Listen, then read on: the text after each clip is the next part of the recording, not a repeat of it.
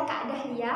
Pada video kali ini kita akan belajar bersama mengenai sistem sirkulasi atau sistem peredaran darah. Nah, kira-kira di antara teman-teman pernah nggak sih yang bertanya-tanya, kira-kira siapa ya yang bertugas mengedarkan oksigen yang kita hirup? Otomatis kan oksigen diperlukan oleh seluruh tubuh nih. Nah, kira-kira siapa ya yang bertugas menyebarkannya? Saya jelaskan ya. Jadi di dalam tubuh itu ada sebenarnya darah.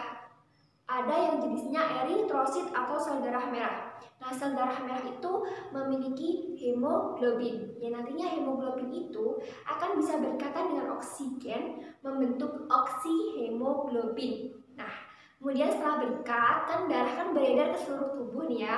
Nah, sekalian deh oksigen itu diantarkan ke seluruh tubuh. Jadi seperti itu ya teman-teman ya. Oh iya, tapi jangan salah juga. Selain oksigen, juga ada zat-zat yang diedarkan oleh tubuh.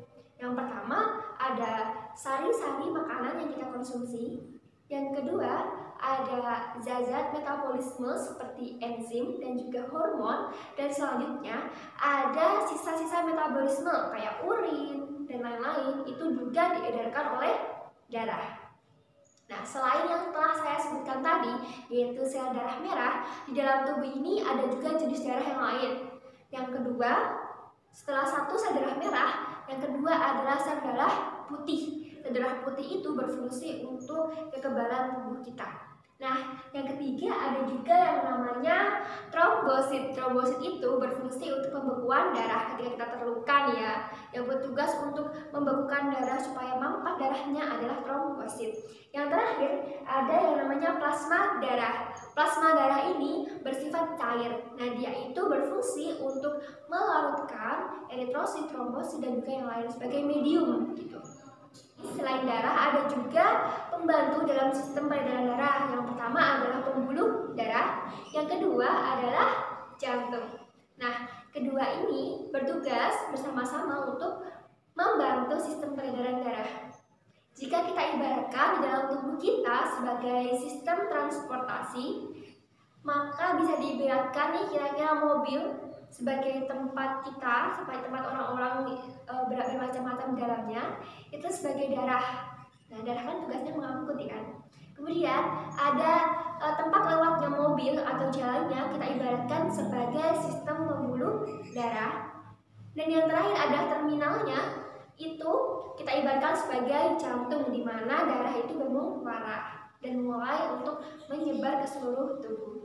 Mari kita kupas satu persatu ya. Yang pertama dimulai dari pembuluh darah dulu. Pembuluh darah dibagi menjadi dua. Yang pertama adalah vena, yang kedua adalah arteri. Nah, kedua jenis pembuluh darah ini berbeda loh teman-teman. Kira-kira apa ya perbedaannya? Mari kita lihat. Oke, jika kita lihat perbedaan antara arteri dan juga vena.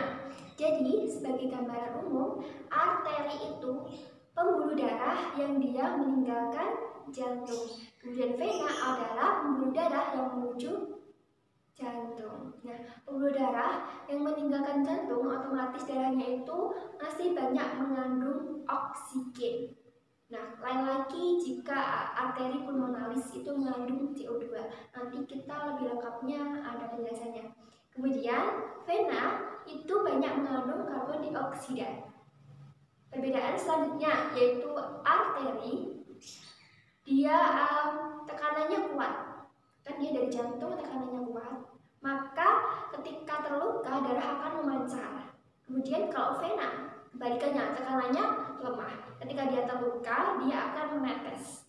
Nah, selain itu perbedaan selanjutnya yaitu pada pembuluh darah arteri letaknya itu lebih dalam dan juga dindingnya itu tebal dan kuat. Sedangkan untuk vena itu letaknya ada di bagian tubuh yang agak luar. Yang kita lihat ini loh, yang warna biru. Kalau di sini kalian lihat ada warna biru kehijauan, nah itu adalah vena.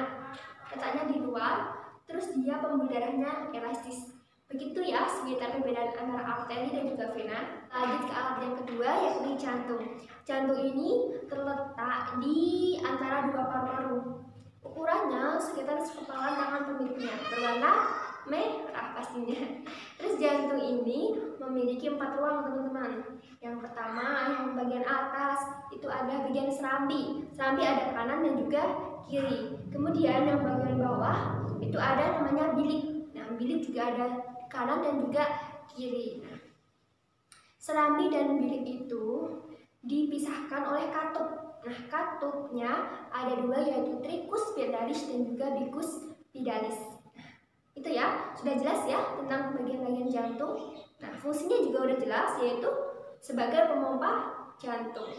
Kira-kira kalian penasaran nggak nih bagaimana saluran atau peredaran darah dari jantung ke seluruh tubuh? Mari kita lihat video berikut ini untuk memperjelas kira-kira bagaimana ya urutannya. Silakan.